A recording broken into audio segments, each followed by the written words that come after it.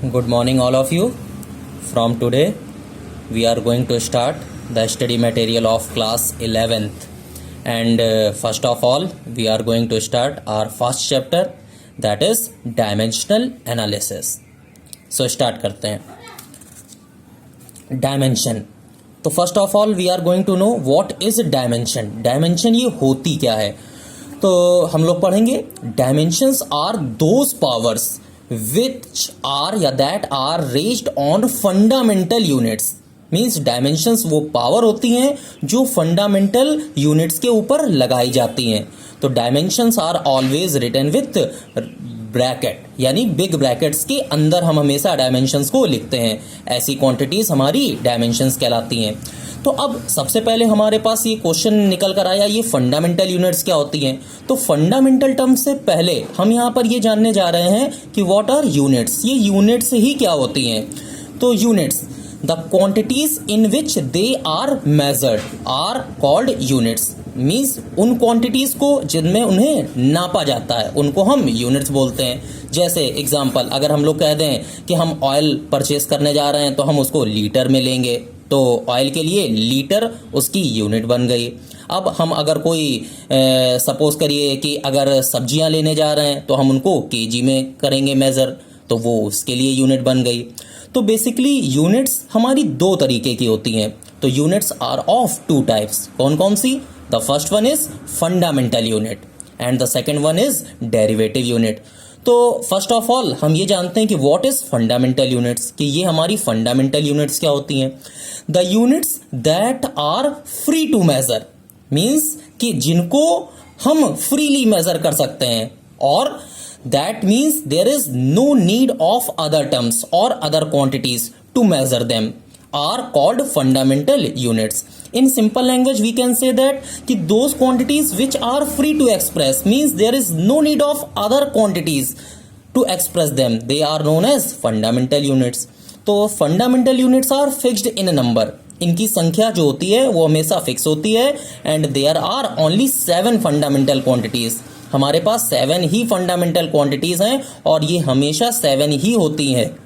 Out of them 5 are generally in used, कि इनमें से 5 का हमें डायमेंशन में काम पड़ता है, और जो 2 यूनिट्स हैं वो हमारी सब यूनिट्स होती हैं जिनका डायमेंशन में हमें कभी काम नहीं पड़ता है, लेकिन हम उनके बारे में भी जानेंगे.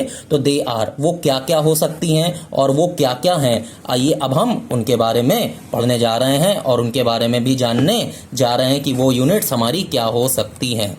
तो सबसे पहले हम यहाँ पर बात करने जा रहे हैं कि जो हमारी फंडामेंटल यूनिट्स हैं क्या हो सकती हैं, उनको हम कैसे रिप्रेजेंट करेंगे और वो डायमेंशंस कैसे बन जाती हैं. तो सबसे पहले हम बात करते हैं एग्जांपल, जैसा मैंने दिखाया है नेम ऑफ क्वांटिटी, कि वो फंडामेंटल क्वांटिटीज़ के क्या क्या नेम है वो यहाँ पर हम जानेंगे. उनकी क्या क्या एसआई यूनिट्स हैं, तो SI units of that quantity हम जानेंगे. उनका रिप्रेजेंटेशन, उन एसआई क्वांटिटीज़ को हम कैसे रिप्रेजेंट करेंगे और कैसे वो डायमेंशंस बन जाएंगी. तो आइए जानते हैं. First of all the first fundamental unit is distance. Distance means इसी में हम लेंथ भी लिख सकते हैं, इसी में ब्रेथ भी लिख सकते हैं, इसी में हाइट भी लिख सकते हैं. क्यों? ये तीनों मिलकर ही डिस्टेंस बनाती हैं. तो कोई भी तीनों में से एक टर्म लिखा हो वो हमारा डिस्टेंस कहलाएगा. तो डिस्टेंस, इसकी एसआई यूनिट होती है हमारी मीटर.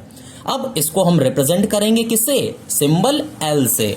और जब इस सिंबल में हम एक बिग ब्रैकेट लगा देंगे तो this will become dimension of distance. तो अगर हमसे कोई पूछेगा कि what is the dimension of length, तो हम बताएंगे ब्रैकेट एल. अगर हमसे कोई पूछेगा what is dimension of height, तो हम बताएंगे bracket L. Clear? Number 2, the second fundamental unit is mass. अब ये मास हमारा किसी भी टर्म में दिया हो, ग्राम में, किलोग्राम में, टन में, क्विंटल में, anything, the term mass is have the SI unit kilogram. इसकी हमारी एसआई यूनिट किलोग्राम. इसको रिप्रेजेंट करेंगे हम सिंबल एम से. सिमिलरली जब इसमें हम एक बिग ब्रैकेट लगा देंगे तो ये बन जाएगी हमारी डायमेंशन ऑफ मास. तो मास की डायमेंशन हो गई ब्रैकेट एम. सिमिलरली अगर हम लोग यहाँ से बात करते हैं किसकी? टाइम की. तो टाइम हम लोग जानते हैं इसकी एसआई यूनिट सेकेंड होती है, इसको रिप्रेजेंट करते हैं टी से. और सिमिलरली अगर इसमें हम एक ब्रैकेट लगा देंगे तो this will become the dimension of time. Similarly, the fourth one is electric current. इसकी एसआई यूनिट हमारी बन जाएगी एम्पियर, रिप्रेजेंट करेंगे इसको बेटा ए से, एंड जब ए में हम ब्रैकेट लगा देंगे तो this will become the dimension of electric current. The fifth one is temperature. Temperature have the SI unit kelvin. इसको हम रिप्रेजेंट कर सकते हैं के से भी कहीं कहीं लिखा गया है और कहीं कहीं बुक में थीटा से भी लिखते हैं। तो जब हम के में ब्रैकेट लगा दें या थीटा में ब्रैकेट लगा दें तो this will become the dimension of temperature. Sixth one is amount of substances and the second one is luminous intensities. Both these two terms are written with red ink because only 5 of them are used in dimension. These two units are never used in term dimension, but you will know about this.